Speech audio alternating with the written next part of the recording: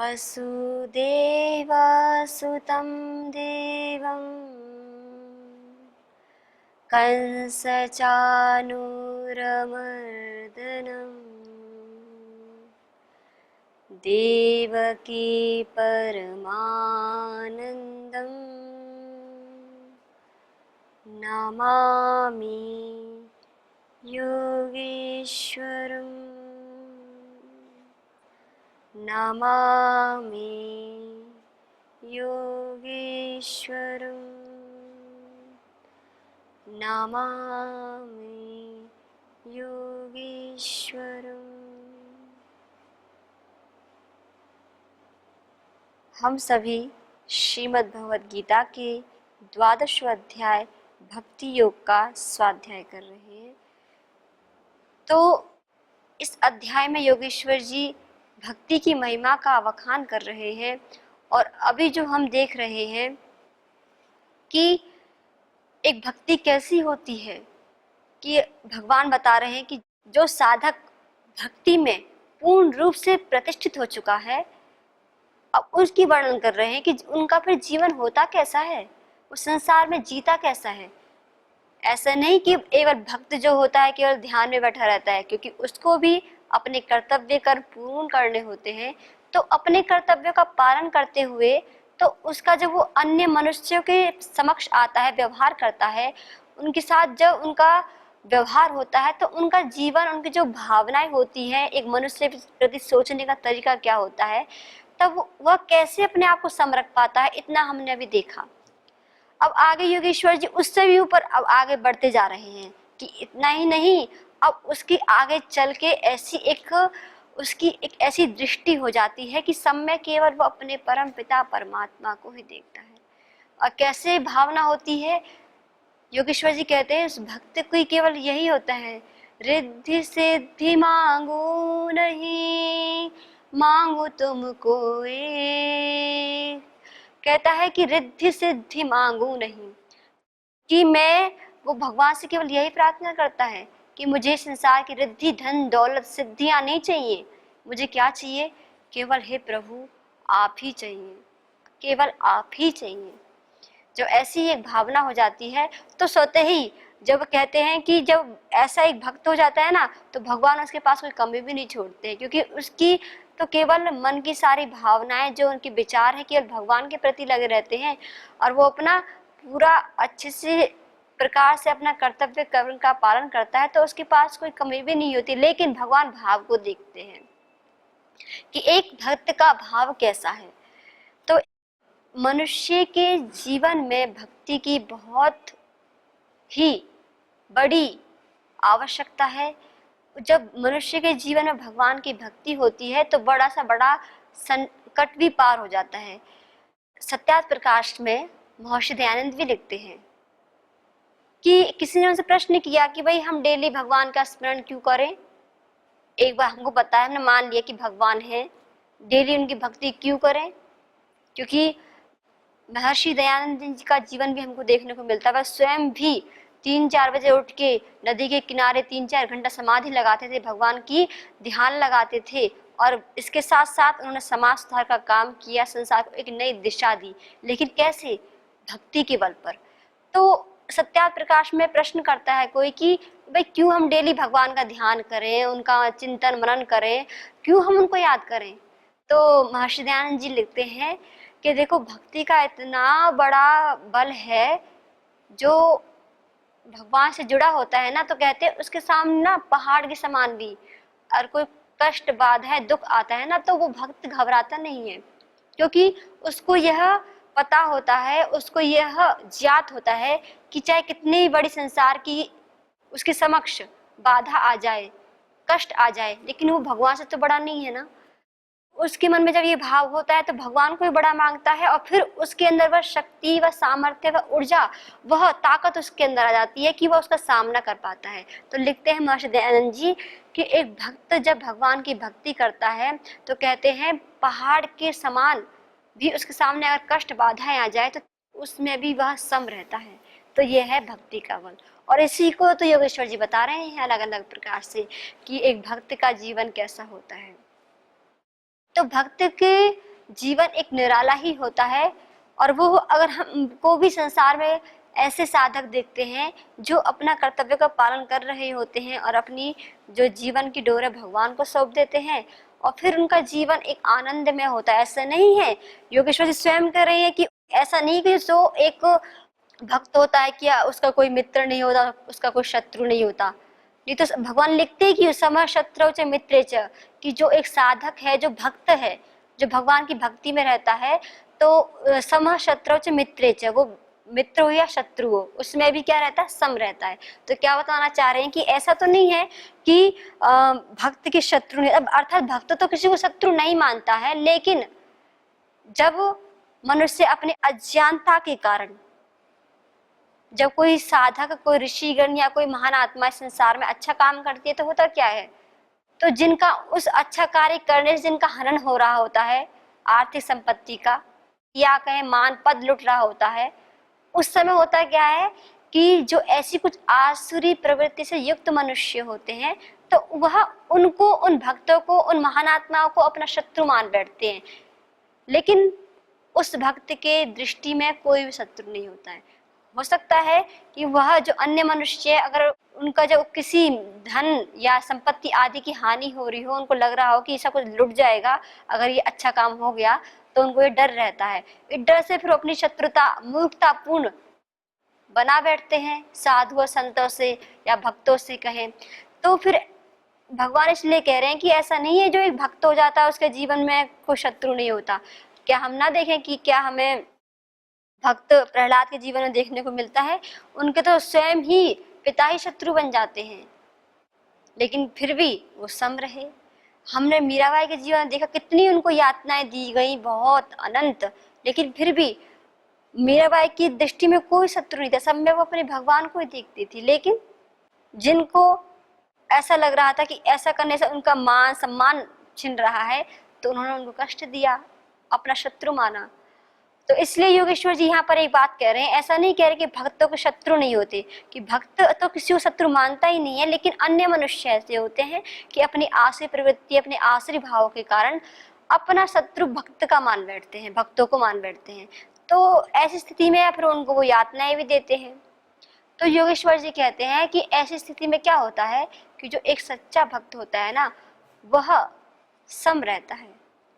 तो इसलिए हमने देखा था अभी गत एपिसोड में कि जैसा फिर उसकी एक भावना ऐसी हो जाती है कि एक भक्त की, क्या जो हमने देखा था, सिया राम मय सब जग जानी, करहु प्रणाम जोरे जुग पानी। तो ऐसी उसकी भावना हो जाती है जैसे कि मीराबाई की हो गई थी, सर्वत्र अपने मेरे तो गिरधर गोपाल। ऐसी भावना हो जाती है, सर्वत्र अपने गिरधर गोपाल को देखती थी, चाहे कोई उनके प्रति कितना ही अपमान करे, कितना ही उनको यातना दे, क्योंकि वह उस मनुष्य के पीछे छुपी हुई जो एक अजर नित्य आत्मा है, जो परमात्मा है, उसको देख पा रही थी। तो हम विचार कर रहे थे कि सामान्यतः जो हम सब मनुष्य होते हैं, हमको ऐसा लगता है कि क्या ऐसा हो भी सकता है, क्या कि कोई मनुष्य की भावना ऐसी हो सकती है कि उसके प्रति कोई शत्रुता कर रहा हो, कोई उसका अपमान कर रहा हो, वह उसमें सम रह सकता है। तो योगेश्वर जी कह रहे हैं हाँ, वह सम रह सकता है। तो हमने फिर देखा वो कैसे होता है, तो वो जो उस भक्त के ऊपर भगवान की कृपा होती है ना, तभी उसके सारे रोग जो हैं, सारे जो मानसिक विकार है वो नष्ट होते हैं। कौन कौन से विकार, जिसके कारण आज संसार में सर्वत्र अशांति छाई हुई है, काम क्रोध लोभ राग द्वेष, सब इसमें सारा मनुष्य सब कोई ना कोई किसी न किसी विषय में फंसे हुए हैं और इसी के कारण अशांति है। तो लेकिन गोस्वामी जी कहते हैं जो एक भक्त होता है ना, उसके जीवन से राम की कृपा से ये सब नष्ट हो जाते हैं। और कहते हैं जा पर कृपा राम की होई, ता पर कृपा करे सब कोई। कहते हैं जिनके ऊपर राम की, भगवान की कृपा होती है ना, तो कहते हैं उनके ऊपर हर कोई कृपा करता है। फिर उनके ऐसे जीवन को देखकर हर कोई कृपा की भावना उनके मन में प्रकट होती है। और इतना ही नहीं, तो अभी बात ये आती है कि ऐसा चित्त हमारा कब बनेगा। तो आगे गोस्वामी जी बहुत अच्छे उत्तर दे रहे हैं, कहते हैं जिनके कपट दंभ नहीं माया, तिनके हृदय बसौ रघुराया। तो कहते हैं कि देखो, योगेश्वर जी कह रहे हैं कि वह सर्वत्र केवल भगवान का ही दर्शन करता है, मान अपमान सम में वो सम रहता है। तो अब उसका उत्तर दे रहे हैं, बहुत अच्छा है, जो अगर हमारे मन में जिज्ञासा हो कि ऐसा हो सकता है क्या, हाँ हो सकता है। गोस्वामी जी कहते हैं कि जिनके कपट दंभ नहीं माया, कि जिनके हृदय में ना कपट नहीं है, जो अपने व्यवहार में शुद्धता रखते हैं, और तो और दंभ अभिमान नहीं है, माया अर्थात संसार की जो आकर्षण है, उसका प्रलोभन है, जो उसका कोई आकर्षण नहीं है उनके हृदय में, संसार का आकर्षण है लेकिन उनको कोई मान्य नहीं है, उनके लिए गणमान्य है। तो बोलते तिनके हृदय बसौ रघुराया, तो उनके हृदय में ही भगवान का वास होता है। और जब भगवान का वास उनके हृदय में होता है, तभी उनको ऐसी दृष्टि मिलती है कि सर्वत्र वो अपने प्रभु को देखते हैं। और फिर जो योगेश्वर जी कह रहे हैं ना, कि ऐसा जीवन हो जाता है कि सम में वो सम रहता है और सर्वत्र अपने भगवान को देखता है, तब ऐसी भावना हो पाती है। तो 9वें अध्याय में भगवान ही बताते हैं इस बात को, कि हम अब ये देखना चाहते हैं कि ऐसा कैसे हो जाता है कि एक मनुष्य है जिसने अपने भक्ति बल से अपनी ऐसी दृष्टि प्राप्त कर ली है, और एक ऐसा मनुष्य जिसको अभी ये दृष्टि प्राप्त नहीं है, उसमें क्या अंतर है। तो एक 9वें अध्याय में एक श्लोक है, योगेश्वर जी स्वयं कहते हैं, क्या कहते हैं, समोहम सर्वभूतेषु न मद्वेष्योऽस्ति न प्रियः, ये भजन्ति तु मां भक्त्या मयि ते तेषु चाप्यहम्। तो योगेश्वर जी कहते हैं कि देखो, जो अपने मन को मेरे में लगाकर व्यवहार करता है ना, तो अपने बारे में बताते हैं। फिर अगला जो पद है उसे बताते हैं, ये भजन्ति तु मां भक्त्या, अर्थात इसका क्या अर्थ है कि जो अपना मन मेरे में लगा देते हैं, इसके बाद अपने संसार का व्यवहार करते हैं। तो कहते हैं उनके फिर ऐसा एक दृष्टि उनको मिल जाती है। तो फिर कहते हैं ये भजन्ति तु मां भक्त्या मयि ते तेषु चाप्यहम्, वो मेरे में होता है, मैं उसमें हूँ, अर्थात वो फिर सारे संसार में मेरे को ही देखता है। अब ये ऐसे कैसे हो जाता है, तो देखो ये इसको एक संसार के उपमा से देखते हैं हम। एक टब है, एक टब में क्या है, गदला पानी भरा हुआ है। एक टब है जिसमें स्वच्छ निर्मल जल भरा हुआ है। अब सूर्य है, भगवान ऊपर है, और सूर्य की जो छाया है, जो उसका चित्र है, जो गदला पानी है, उसमें तो दिखाई नहीं पड़ रहा है, लेकिन ये जो स्वच्छ निर्मल जो जल है, उसमें सूर्य का जो आकृति है, जो एकदम स्पष्ट दिखाई दे रही है। अब वही जल कहे सूर्य से कि सूर्य तुम तो मेरे से बहुत क्या कहें, इनके साथ वो कर रहे हो कि इसको तो अपनी जो परछाई है अच्छी स्पष्ट दिखाई दे रही है स्वच्छ जल में, अब मेरे में क्यों नहीं दिखाई दे रही है। तो ऐसे ही कोई मनुष्य करे कि भाई ऐसे कैसे हो सकता है कि किसी साधक के तो हृदय में भगवान स्वयं बता रहे हैं कि मयि ते तेषु चाप्यहम्, मैं उनमें होता हूँ, वो मेरे में होते हैं, ऐसे कैसे हो जाता है। देखो भगवान के लिए तो सब एक जैसे हैं, लेकिन पात्रता भी होती है ना, पात्रता जैसे कि एक हम देख रहे हैं टब, एक टब में स्वच्छ पानी है और एक में गदला पानी है। तो जिसमें स्वच्छ पानी है उसमें जो सूर्य की आकृति है बहुत स्वच्छ निर्मल दिखाई दे रही है, और जो गदला पानी उसमें दिखाई नहीं दे रही है। अब इसमें सूर्य भगवान का तो कोई दोष नहीं है। अगर जल जो जिसमें जिस टब में गदला पानी है उसका टब दोष लगाए तो लगाए। अब उसने पूछे कि देखो भाई आप ऐसा क्यों कर रहे हो, इनकी टब में दिखाई दे रहे हो, मेरे में दिखाई दे रहे हो। तो भगवान सूर्य क्या कहेंगे, मैं तो कुछ नहीं कर रहा हूँ, मैं दोनों पर समान रूप से आ रहा हूँ, ये तो आपकी पात्रता है। अब ये जो पात्रता है बताते हैं कि दोनों के ऊपर मैं निरंतर हूँ, लेकिन इस टब में स्वच्छ जल है इसलिए मेरा चित्र है, जो आकार है वो दिखाई दे रहा है, इसमें नहीं दिखाई दे रहा है।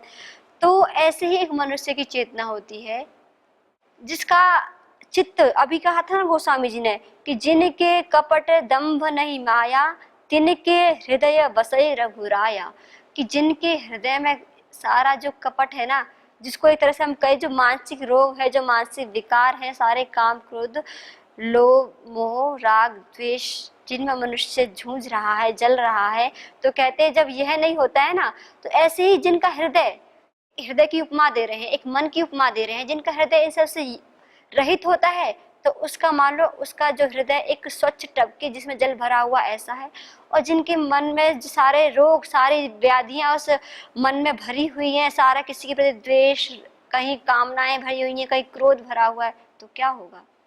तो कहते हैं कि ये तो वही देखो, चेतना का जो स्वीकार्यता है कि सबकी चेतना तो एक जैसी है, लेकिन किसकी चेतना कैसी है, कौन चेतना, कौन आत्मा अपने अंदर उस परमात्मा को प्रकट कर पाती है। तो सीधा प्रतिबिंब जो सूर्य का है वो किसमें दिखाई देता है, जो स्वच्छ निर्मल जल जिस टब में भरा हुआ है।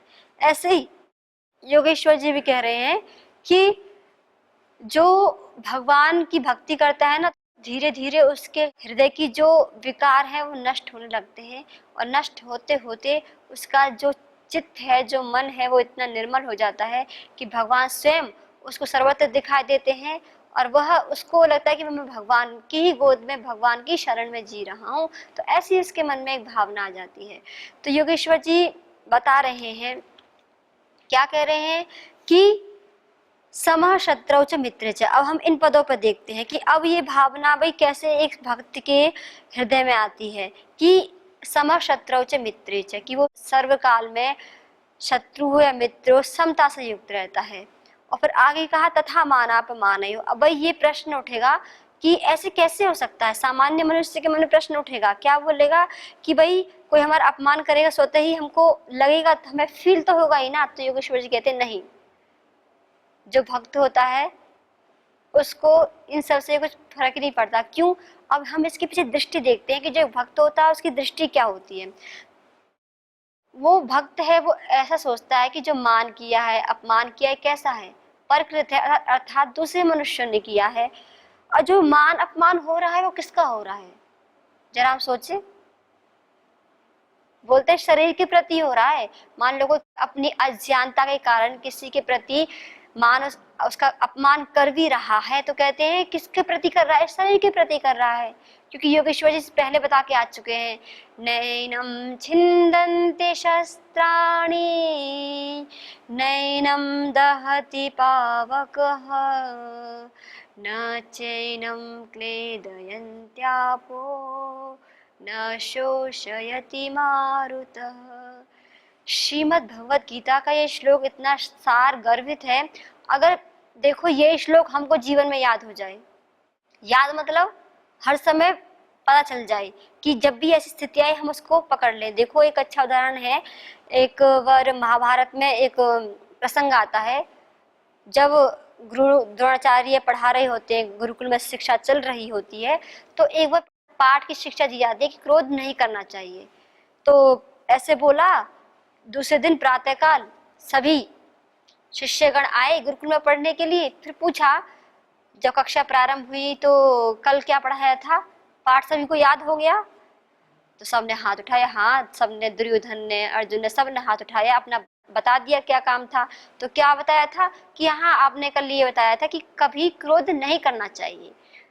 तो सबने तो ये सुना दिया। अब आई बारी, सबने जो सुना दिया तो गुरु द्रोणाचार्य ने पूछा कि युधिष्ठिर तुमको पाठ याद नहीं हुआ? मना कर दिया। ऐसे दूसरे दिन फिर पूछा तो सबने बता दिया, लेकिन फिर से युधिष्ठिर ने मना कर दिया। तो अब क्या हुआ, उनके गुरुदेव ने उनको जो है झापड़ लगा दिए। अब बोला, क्या बोले युधिष्ठिर जी? अब बोलते हैं कि हाँ अब गुरुदेव मेरे को पाठ याद हो गया। तो बोलते इतनी सी बात आपको इतने दिनों बाद याद हुई? कब से मैं बोल रहा हूँ कि क्रोध नहीं करना चाहिए और आपको इतने दिनों बाद ये बात याद हुई? तो कहते हैं कि हाँ, क्योंकि अभी तक मेरे पाठ की शिक्षा क्या होती, पाठ याद हो गया कि मतलब उसको हमने जीवन में उतार लिया। तो अभी तक मेरे जीवन में उतरा ही नहीं था, तो मैं कैसे बोल देता कि मेरा पाठ याद हो गया है। तो अब आपने जब अर्थात मेरे ऊपर क्रोध किया या फिर मेरे ऊपर दो चार मेरे को झापड़ लगाए, तो अब मुझे मेरे मन में कोई विकार पैदा नहीं हुआ, मेरे को गुस्सा नहीं हुआ, तो मैं अब यह बोल सकता हूँ कि मेरे को पाठ याद हो गया। तो ये होता है अर्थात उस जो हमें तत्व हमारे गुरुजन बताते हैं उसको जीवन में उतारना। तो ऐसे ही हम कहाँ देख रहे थे, हम देख रहे थे कि हाँ, कि योगेश्वर जी कह रहे हैं कि जो मान अपमान में जब करता है, कोई किसी का अपमान करता है, तो एक या मान भी अर्थात सम्मान भी करता है, तो वो साधक जो एक भक्त होता है वो क्या सोचता है, वो ये सोचता है कि जो अपमान हो रहा है वो किसका हो रहा है, शरीर का हो रहा है। क्योंकि वो उसको ये श्लोक याद होता है, कौन सा, जो हमने अभी दोहराया था, नैनम छिन्दन्ति शस्त्राणि। अगर हम देख रहे थे कि अगर हमको यही श्लोक जीवन में याद हो जाए और हमारे समक्ष, क्योंकि हम सभी संसार में रहते हैं, हमारा सभी मनुष्य से किसी न किसी प्रकार से व्यवहार रहता है, हम बातचीत करते हैं, तो उस समय हमारे अंदर कोई हमारा अपमान भी कर सकता है, कोई हमारा सम्मान भी करेगा, कोई हमारे ऊपर क्रोध भी करेगा, कोई हमको जो नहीं कहना चाहिए था ऐसे कुछ वाक्य ही बोल देगा, हमारी कोई गलती भी नहीं थी। तो सर जो सामान्य मनुष्य होते हैं उसमें ही हमारा झगड़ा हो जाता है और हम अपने संबंध भी नहीं रख पाते। तो लेकिन अगर हमको ये श्लोक ही उस समय याद आ जाए, नैनम छिन्दन्ति शस्त्राणि, कि भाई ये जो अपमान किया जा रहा है, सम्मान किया जा रहा है, किसका किया जा रहा है, ये शरीर का हो रहा है। क्योंकि योगेश्वर जी कह रहे हैं कि इस आत्मा का तो ना पानी गीला कर सकता है, ना अग्नि जला सकती है, ना वायु स्पर्श कर सकती है, ना तलवार काट सकती है, इसको तो संसार की कोई भी ऐसी वस्तु नहीं जो इसको कुछ कर सके। अगर हमको वास्तव में हम विचार करते हैं बार बार इस श्लोक के बारे में, जब ऐसी स्थिति आती है कभी, अगर ये श्लोक हर पल याद रहे, तो कोई हमारा अपमान करता है, कोई हमारे ऊपर क्रोध करता है, कोई बड़े जन जो गुरुजन कुछ होते हैं जो हमको ऐसे वाक्य बोल देते हैं, हम हताश निराश हो जाते हैं, तो फिर हमको पता चलेगा कि जो कुछ हो रहा है किस पे हो रहा है, शरीर पर हो रहा है।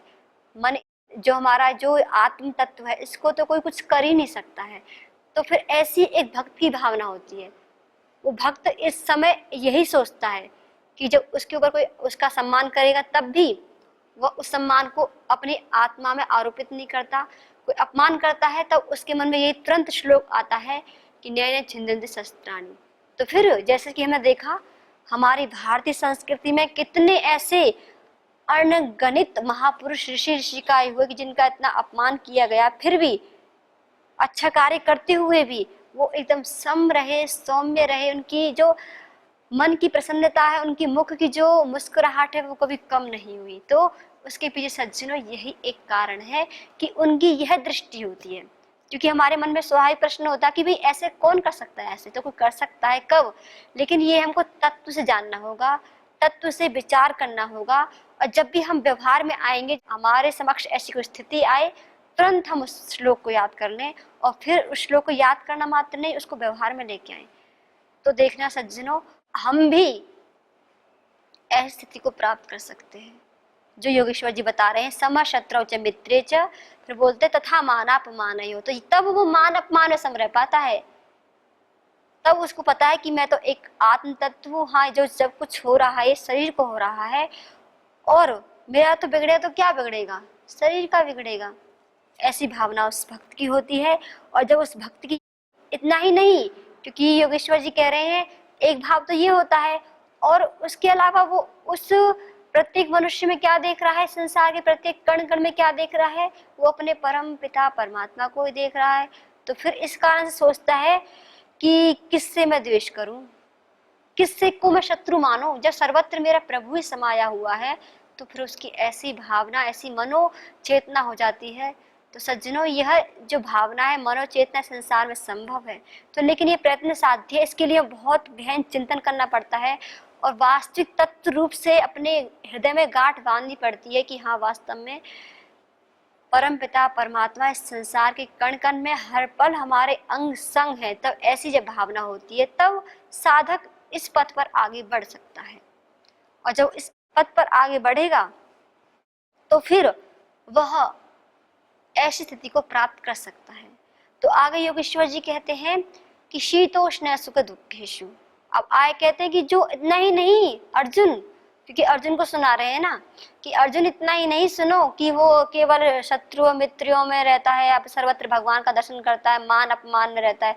शीतोष्ण सुख दुखेशु, या उसके समक्ष गर्मी आए सर्दी आए।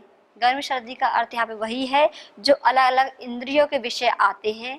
एक तो हम बाह्य रूप से जो वातावरण होता है उसमें भी वह अपने आप को, क्योंकि उसको पता है ये आत्म तत्व है उसका, तो शरीर को ही सब कुछ हो रहा है, वो इस बात को जान लेता है। लेकिन दूसरे पक्ष में अगर इसको देखें, वो ये है कि जो विषय आते हैं उनमें वो फंसता नहीं है, तो उनमें भी वो सम रहता है। तो योगेश्वर जी इस श्लोक में हम सभी को बता रहे हैं कि एक भक्त जो भक्ति की पराकाष्ठा में हो जाता है, जिसका जीवन भक्ति में पूर्ण रूप से हो जाता है, तो सर्वत्र अपने परम प्रिय प्रभु को ही देखता है, सर्वदा सर्वकाल में समभाव में रहता हुआ इस संसार में अपना व्यवहार करता है।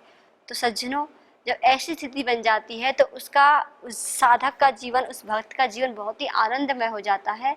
और फिर उसके जीवन में भी कुछ बाधाएं आती ही हैं। ये संसार है, संसार का तो यह है ही, कुछ ना कुछ बाधाएं आएंगी, लेकिन वो उसको भगवान की भक्ति का संबल लेकर उन बाधाओं को पार कर लेता है। तो आइए सज्जनों, हम भी उस परम पिता परमात्मा से ऐसी कृपा करें कि हे प्रभु, हमें भी ऐसी भक्ति प्रदान कीजिए कि हम भी हर पल हर क्षण आपके अंग संग रह पाएं और आपका ही दर्शन समस्त सृष्टि में कर पाएं, और सम रहते हुए हम संपूर्ण अपना व्यवहार करें। तो इन्हीं भावों को, जो योगेश्वर जी की परम दिव्य वाणी है, इसको हम आज यहीं विराम देते हैं। पुनः हम देखेंगे कि योगेश्वर जी एक साधक के जीवन को और उच्चतम बनाने के लिए किन अमूल्य वचनों की हम सभी पर दृष्टि करते हैं। तो आप सभी को ओम शांति शांति शांति।